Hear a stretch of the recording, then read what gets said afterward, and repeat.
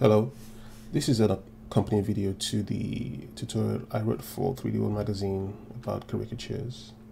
I just want to go into a few things I take into consideration when I'm creating a caricature in ZBrush.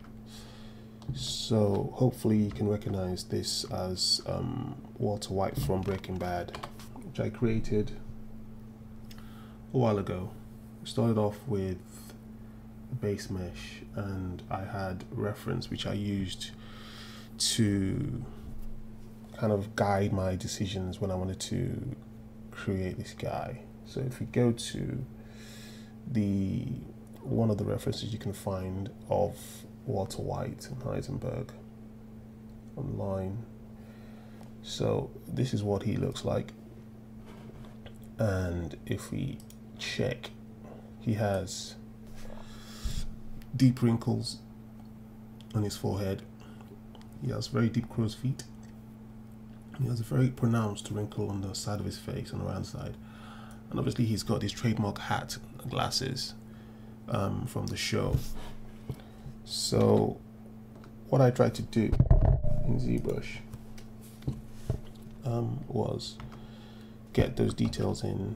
I had a lot of reference, not just one picture, but I tried to get that detail in when sculpting. So I would get the basic shape with a normal base mesh, and I'd use the move brush to kind of get the basic proportions. And then when I'd had that laid out, made sure his nose was similar to what he would look like, I had to decide, based on other images I found online, what I wanted to emphasize. So I decided to make his ears bigger, his nose bigger, his jaw more pronounced on either side using the move brush. And then when I got to that stage where I had all that laid out, I wasn't able to go in and get those details which you see here. So these wrinkles here and here and here, I was able to go in with the damp standard brush and just go in and change to the damp standard brush. I was able to go in with lazy mouse on lazy radius and just kind of draw in those details here, and then I was able to emphasize them, and then just to make the brush size a bit smaller, emphasize some more, going with a clay build-up brush, and build up parts where you wanted volume around those areas, and kind of get in there with the clay build-up brush. And that carried on all the way. He has a really deep crevice. If I kind of zoom in here, he has a really deep crevice on his brow that goes across the brow line here. He has another one that goes here, and this crow's feet are really deep.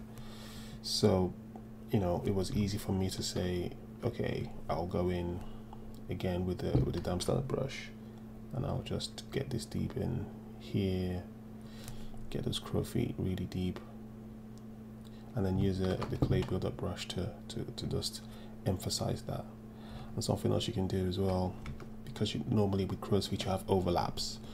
So what I like to do is go in and go into depth and just take the gravity strength and increase that. So what happens is, when you sculpt with the clay, any brush really, with gravity on, and you already have a crevice sculpted in, and you want to go in, press 1 a few times to repeat that stroke, and then you're just going with a clay builder brush. You can see that it's now overlapping. It's going downwards. The stroke is going downwards because the gravity is pulling it down. And if you go over those crevices with a light brush, you'll be able to get some detail in there and then smooth it over again. So once I had this situation here with the big ears, the nose, the jaw and everything, it was a case of adding all the other details like the hat and then the coat, the shirts and his facial hair, which was done with fiber mesh. So I just want to quickly go into these areas here. The hat were done in Maya because it's quite easy to model those in Maya. It's a cylinder extruded, and this is just another cylinder without any holes on. And this coat was done from Maya as well. I extracted the body and then did a bit of poly modeling in Maya, then brought it in and did some quick strokes to get the, the clothing creases in there, and smooth it out a bit, and just use surface noise to get these details you can see over on the hat and on the jacket. I use surface noise for that. You find here surface noise, and then for the zipper here I used insert mesh brush, which is basically one of these ones here. You've got the IMM zipper. I used that one for the zip, but you have to make sure that the coat is hasn't got any subtools, otherwise it will give you an error message. So the way to rectify that is to go in and delete the higher and lower, and then do it on that model, or use the macro which I created a while ago, the proxy mesh macro, which does that automatically for you. It will get your model, delete the higher, delete the lower, and duplicate it for you. And when you're done, you can delete that model after splitting hidden. So after all this was done, the fiber mesh I did by quickly. I'll show you a few things in fiber mesh quickly. Let's hide this so you only see the head. So let's see if we want to do maybe an eyebrow here with fiber mesh. So we just draw the mask out here, and then we just tidy it up a bit. So we're gonna go Control Alt and erase this bit here, and we're going to erase this bit here.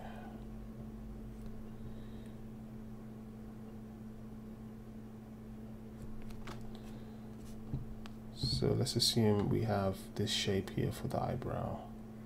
We want to make a fiber mesh out of it. So what we can do is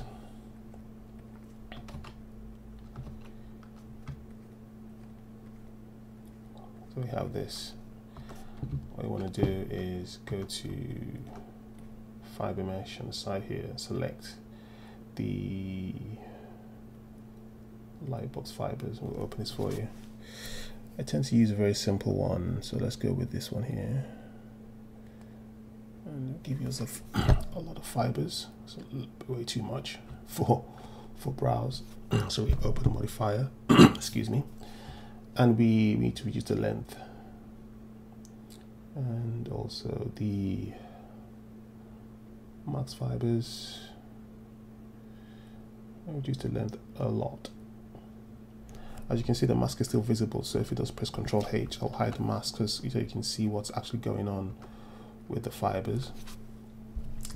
So we're going to take down the coverage as well to make the fibers thinner, and we're going to reduce the length some more. Reduce, not increase.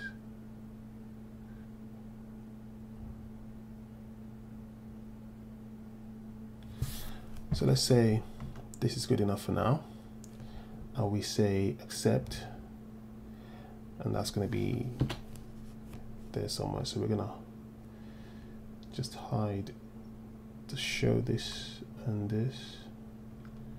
So we're going to show this and this. Those are the two we have now visible. And then we go into the groom brushes. So we're going to choose the groom brush hair short. What I like to do is reduce the intensity of this brush. I also like to go into brush and go into let's see, where is it? Fiber mesh, front collision tolerance. So if I brush this now with the settings I have at the moment, I'll show what happens. It's going to, oops, sorry, that's not the fibers I'm brushing. There we go.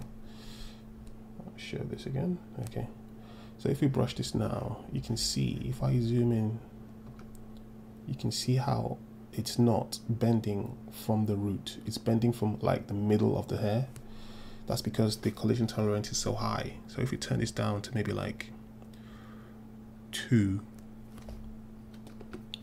and do it again, you can see now it's bending properly. So anytime you see fiber mesh with those really nasty kinks in the base, it's because the front collision tolerance is too high. So I'm just gonna brush with a low tolerance, with a low intensity, and get that brow looking like a brow quickly.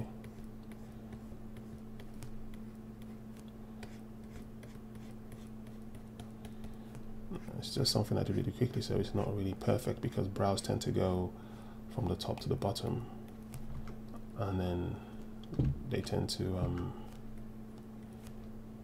go up like this, and then they go that way and this way. So you could, in theory, have to split this in half, brush that this way and brush this way, and then have little strays here if you want.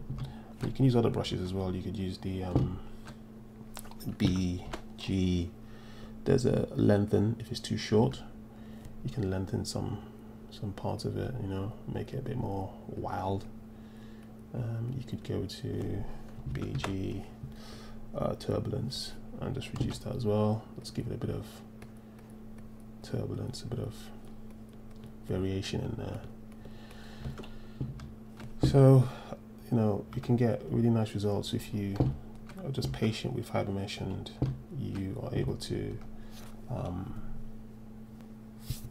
just stay the course with it.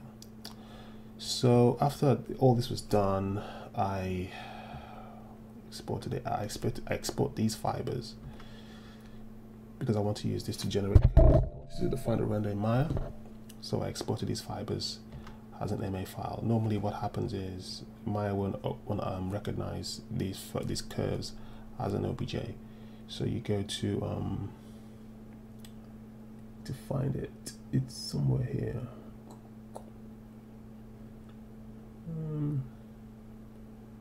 Fiber mesh,